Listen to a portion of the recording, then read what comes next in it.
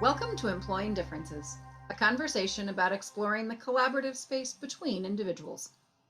I'm Paul Tevis. And I'm Karen Gimnig. Each episode, we start with a question and we see where it takes us. This week's question is, what are we assuming? And I think we're going to go today mostly with sort of individual experience within a group, although groups do this too. But we were talking before we hit the record button on this episode about um, a client I was working with who sort of led with, I want to get these other people to do things differently. I'm ending up having to do a lot of work, and if other people would do these things, then that would solve my problem. And as we sort of explored it, I said, well, what I'm hearing is that you would like to be doing less work. Yep, that's what I want. And I said, so what would happen if you just did less work? What would happen if you just stopped doing those things? Oh, well, but I really am attached to this project and I've put a lot into it and it really matters to me. And, there's nobody else who could do it. And if I, got hit by a bus, it would all just fall apart. And I said, okay, so maybe what you need is someone else to also learn this project and be working on it with you. And oh, that could get really hard. Like, I don't know, like there's a lot of details and a lot of pieces to it. And so it was this sort of sense of, I think I know what I want, but when we start exploring that, there are a lot of assumptions built in. And Paul, I'm going to pass it to you for your sort of analysis of this. Yeah. So this is a thing that I see a lot. I mean, and I'm aware of how I do a lot, and it's a thing that's there. We get caught in this dilemma that we often don't realize, where we have a thing that we want to do, and this happens, as you point out, both individually and collectively, where we say, hey, we want to go do this new thing, we want to learn this new skill, we want to work in this new way, we want to be more collaborative, we want to hand off this work to somebody else, we want to delegate, whatever it is, right? There's this thing that we can see that if we could do it, it would make our lives better. And and then we can kind of notice, if we step back, and this is something that I often coach individuals and groups to do, is to sort of take this fearless inventory of what are all the things we're currently doing that are getting in the way of this thing that we say that we want. And usually there's a whole bunch of things that come out, and people are often, there's some self-judgment and some shame around, like, oh, I just shouldn't be doing that. I'm like, no, here's the thing, you're doing that for a reason. There are very good reasons why you're doing it. And if you imagine doing the opposite of those things, right? If you imagine giving this thing up, if you imagine, uh, instead of hoarding information, you imagine sharing all the information. If you imagine doing the opposite of those things, one of the things that exposes is all of the stuff that we're afraid will happen, that we are deeply committed to protecting ourselves from, because that's what's usually going on when we have this thing that we're trying to get better at or trying to shift towards, and we're not making progress towards it. It indicates we have some sort of non-conscious self-protective assumptions and commitments to something that is threatening in a way we don't realize. And kind of what you were talking about working with this client was, you were starting to sort of pull back the curtain on some of these things and reveal what was hidden before. It was there, but it wasn't made explicit. And also revealing these assumptions about the way the world works, the way that who we are, things like that, that are, as we've talked about on the show before, deeply patterned behaviors, things that we've picked up at various points and that are generally useful to us. It just so happens that in this particular situation, with this particular change we're trying to make, those assumptions are leading to these counterproductive behaviors that are getting in the way of the change that we want. But those assumptions are also fueling the self-protective behaviors that 90% of the time are actually really good ideas. And so part of what I end up doing is, in these situations, exactly what you did, kind of revealing the larger scope of, these are these two things that are in tension. And so what are we assuming that's under that, that's contributing to that tension? Because once we start to recognize what we're assuming, we can start to question it, we can start to work with it. Yeah, and just to say it in a slightly different way that occurs to me is we've got this whole box of things in our brains that we don't have to think about. We know Mm-mm. these things are true. We know this is the way the world works. We know this is the way people behave. We know this is the right thing. And if we just emptied the box and got rid of them, we'd go crazy. Yeah. Chaos would arrive Mm-mm. because we would have no sort of boundaries, no borders. I mean, it would be like, taking all the lines off the highway and just letting everybody drive everywhere. We Mm-hmm. wouldn't have that. Like that, those are the automatic things that keep us from having to consider 5,000 possibilities and criteria and make every single decision. Those are sort of automatically made decisions that keep us functioning so Mm-hmm. that we can focus our energy on these few things that we don't know. So we know all this stuff. And what we're saying is that a percentage of the stuff in that box isn't actually true anymore, or isn't true enough, or isn't useful enough. And so the question is, when we're stuck, when we're like, okay, we're trying to make a shift, either as a group or as an individual, we're trying to make a shift and we can't because this stuff's in the way. We need to look at each one of those things and what are Mm-hmm. the assumptions. And a lot of the time we're going to say, yeah, that's really a real thing. Yeah. I got to keep my job. Like I can't do things between 8 and 5 because I need an income. And I can look at that every which way. And occasionally people look at it and go, you know what, I don't actually need that income and I can go somewhere else. But most of us are going to end up deciding, yep, I actually, as much as I want to make this change, I still want to pay the electric bills. I still want to keep my house. I still want to live the lifestyle I'm living. I'm going to keep this job. Or whatever the things are. A huge percentage of them, when we take them out, we hold them in our hands and we put them in front of ourselves and we look at them, we're going to go, yep, that's a real true thing. But some of them, and this is the secret to making changes, some of them we're going to look at and go, maybe not. For Maybe me, that thing doesn't have to be. Go yeah, ahead. for me, it's not as true as I seem to believe that it is in this particular situation. Mhm. What usually happens is that we're overgeneralizing, right? That we're taking these things that are usually true, but making them truer than they actually are in the way in the current moment in the thing that we're in. So like I'm going to go back to the example you were bringing up of this person who was saying like I'd like to not work quite so hard on these things. I'd like someone else to take these. But also, I have this commitment to maintaining something about the quality of this, right? And there's some assumptions embedded in there, which have varying degrees of truth in them. So one of them is like there's an assumption that um, no one else could do this as well as I do ever, right? And here's the thing, that might be true right now. Often Nobody else is. in the group can do it as well as I can right now. But the assumption is that no one could ever do it as well as I could. And there is some question in there. There's another assumption in there, which is that it needs to be done as well as I am doing it now for it to be at all valuable, Mhm. right?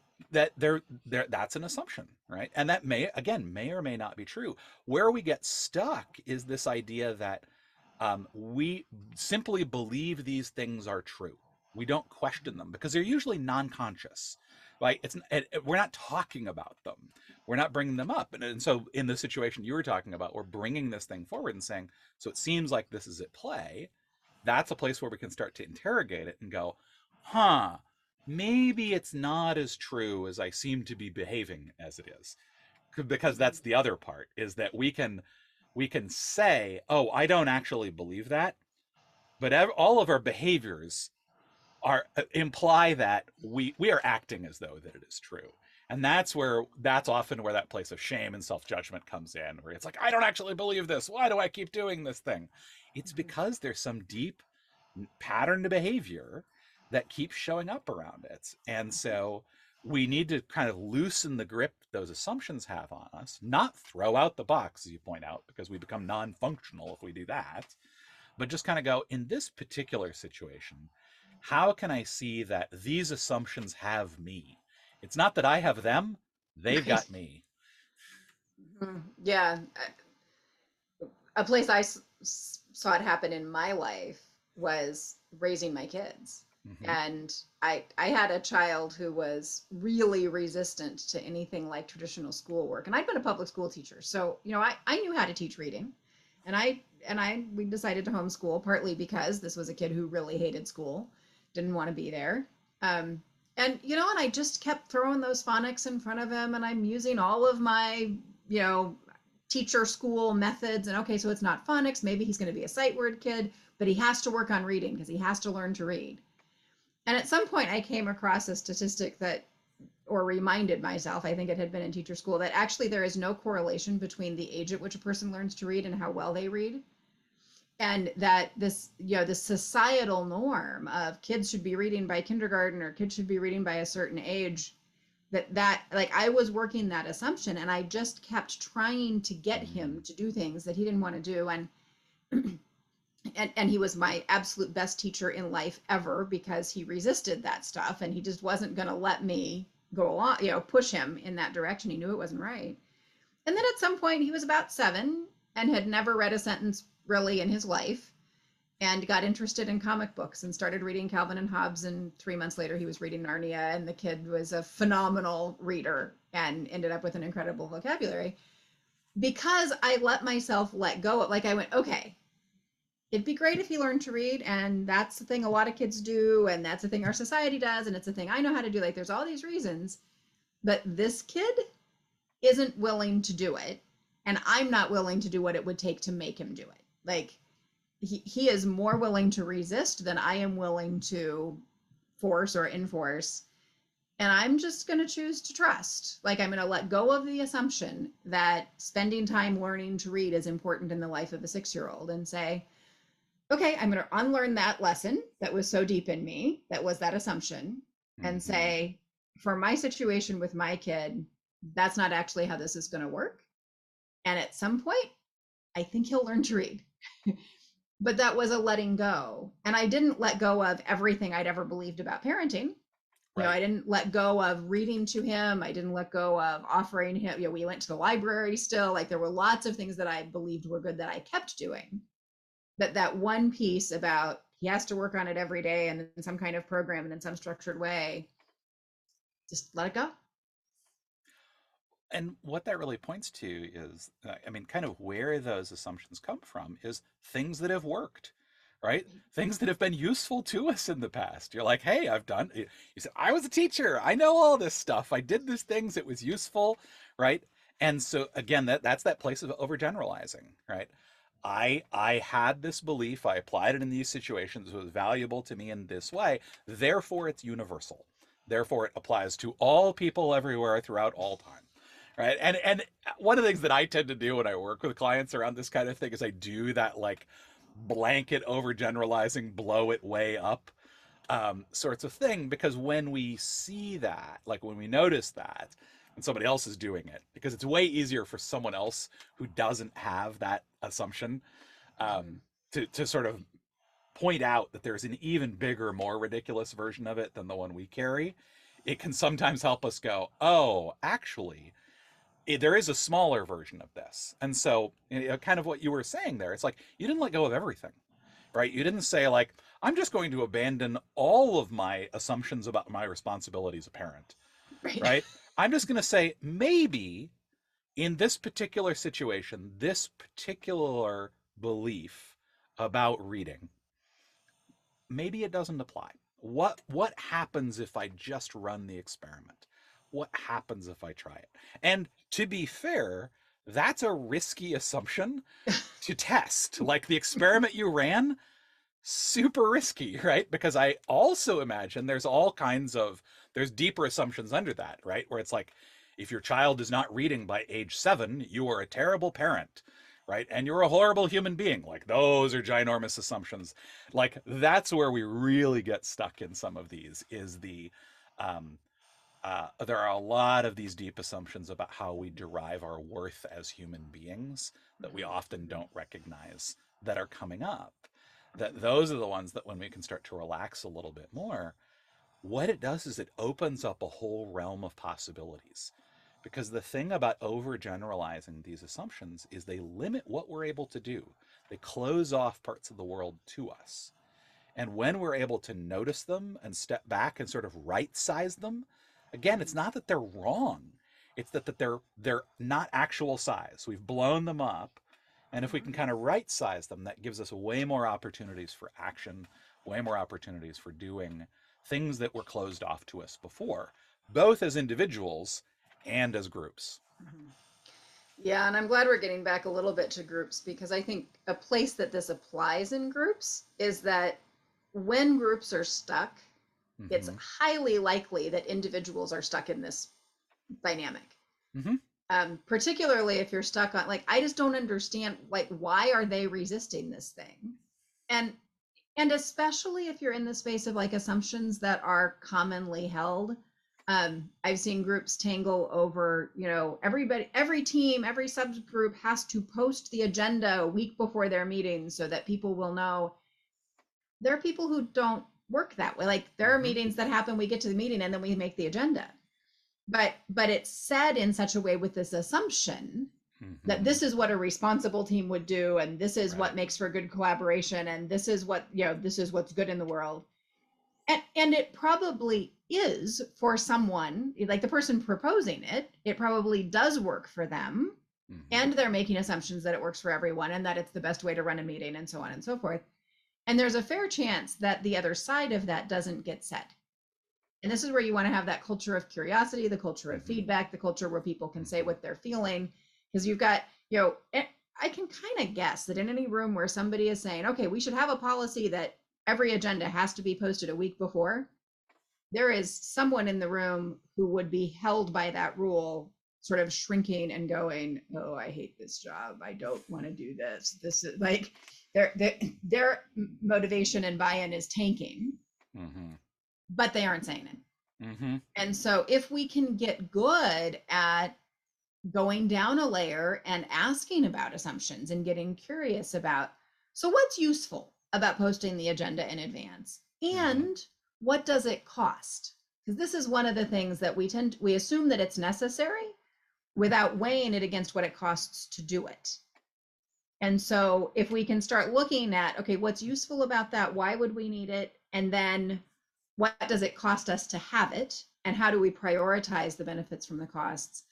Just getting behind those assumptions, we can come closer as a group. So it's a way to get unstuck, getting Mm-hmm. good at both. Of course, if I can get good at doing it myself, that's one thing, but we aren't going to count on everybody in the group being good at doing it ourselves. It's actually super helpful if there are others in the group that are, in a respectful and caring way, able to get into the curiosity of that and ask those questions, that it often helps unstick the group. Mm-hmm. And it comes back to a thing that we talk about a lot on the show, which is that conflict as a prompt for getting curious about something, right? This is a signal that it's useful for us to do. Because as you point out, like 90% of the time, we have these assumptions that are useful to us and they allow us to not have to think about stuff. And so we don't have to spend every every planning session for every meeting deriving from first principles how we ought to build an agenda and what would be useful for us. Most of the time, we just do what works, what we assume will work. And when we hit that point of conflict in groups, it's usually conflict and tension between individuals. But in the example we kind of started with, in individuals, it's that tension between the thing that I say that I want and what I'm currently doing. Like both of those are tension points, are conflict points that prompt us to get curious about what's behind those things. Mhm. That's when it makes sense to slow down and ask, okay, if we're caught in this dilemma, what must we be assuming that we can start to work with? Mhm. So just to sum up where we've been, we're proposing that all of us go through life with a box of assumptions that we need, that are useful and helpful and make life simple enough to be functional and free up Mm-hmm. space for the stuff we do have to think about and decide. And that most of those are really, really useful and some of them aren't. And so when we find ourselves in a situation where we're either in an internal conflict, I want to change this thing in my life and I keep not changing it, what's going on here? Or we're in a group where something's being proposed and there's some conflict about that, a really useful thing to do is to look for what's in that box. Like, sort of take the lid off that box and go, what's in there? That are things that we assume, that are our norms, that are the ways that we function, that are getting in the way of this change or this conversation or this connection. What's getting in the way of the thing we want? And then just take it out and look at it. Is it a thing that actually is true and needed and necessary? Or is it not at all true and not at all necessary, or more likely, not so relevant to this situation as I was thinking it was, or a thing that we want to prioritize differently, like we want to bring it into consciousness so that we can decide how to prioritize it with the other thing that we want. And when we can do that and get really curious about it, we can get unstuck and able to make the changes that we're looking to make. Yeah. Well, that's going to do it for us today. Until next time, I'm Paul Tevis. And I'm Karen Gimnig, and this has been Employing Differences.